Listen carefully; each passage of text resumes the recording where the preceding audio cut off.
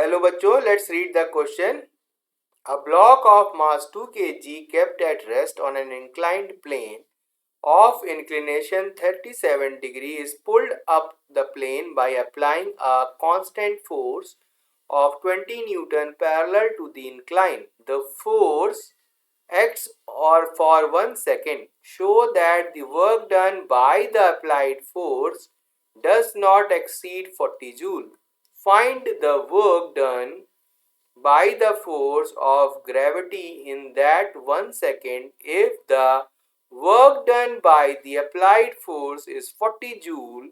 C part, find the kinetic energy of the block at the instant the force ceases to act.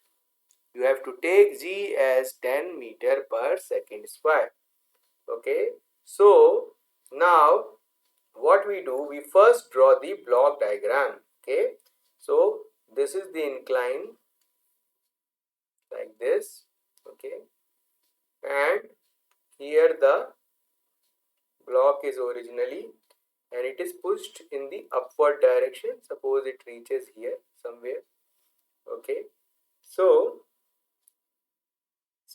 what we are doing, we are saying that we are having a 20 Newton parallel force. Okay, now mass is, now let us draw its weight. So weight will be vertically downwards. So this will be mg. This will be your mg cos theta, और ये क्या होगा आपका mg sin theta, mg sin theta. ठीक है, तो अब यहाँ पे हम इक्वेशंस लिखते हैं. सबसे पहले m कितना है, m equal to 2 kg.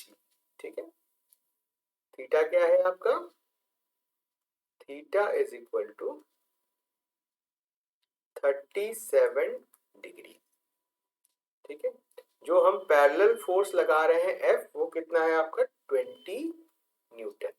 Okay, सो अगर हम फ्री बॉडी डायग्राम से लिखें इक्वेशन तो क्या बनेगा हमारा, F is equal to 2g यानी mg sine theta plus ma. Okay, सो यहां से अगर हम a को सॉल्व करें तो क्या बनेगा, 20 minus 20 sine theta upon mass कितना है हमारे पास 2. तो कॉमन निकाल लेते हैं सब चीजें, और साइन थीटा यहाँ 20 माइनस 20 साइन 37 की वैल्यू होती है 3/5 अपॉन 2.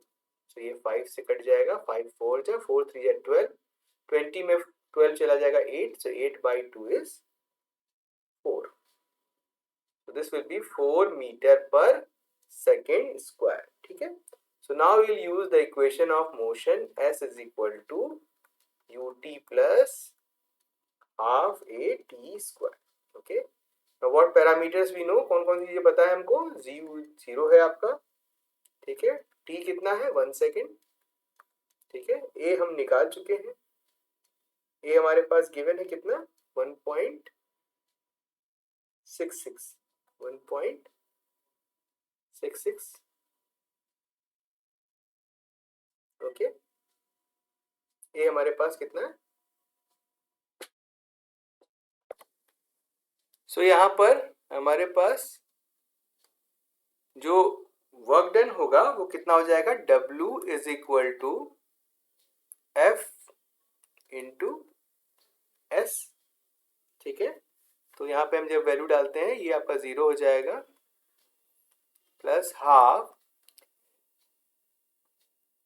a की जगह 4, t की जगह 1 second. So it will be comes out to be 2. तो S equal to 2. So F into S करेंगे तो कितना आ जाएगा हमारे पास 20 into 2, that is equal to 40 joule. ये हमारा A पार्ट हो गया. Okay, now let us do the next thing, the next part B. So what we are saying? We are saying that work done is 40 joule. Okay, so what is the distance? S is equal to W upon F. तो कितनी हो जाएगी? W यानी 40 upon force कितना है? 20, यानी ये कितना हो जाएगा? 2 मीटर. ओके, सो हाइट हमारी कितनी हो जाएगी? हाइट हो जाएगी हमारी 2 साइन 37. सो साइन 37 कितना होता है? 3/5. सो 2 इंटू 3/5. सो ये निकल के आ जाएगी हमारी 1.2 metre. Okay, so work done क्या हो जाएगा? Loss in potential energy. So W will be minus of mgh. Okay, सो यहाँ पर अगर हम देखें तो V क्या होता है? V होता है हमारे पास, सी पार्ट को देखें अगर, तो V होता है हमारे पास U प्लस AT. ठीक है, तो U तो 0 हो गया, तो V की वैल्यू क्या हो जाएगी? A इंटू टी, यानी A की वैल्यू है 4, T की वैल्यू है 1 सेकेंड, तो V हमारे पास आ जाएगा 4 मीटर पर सेकेंड.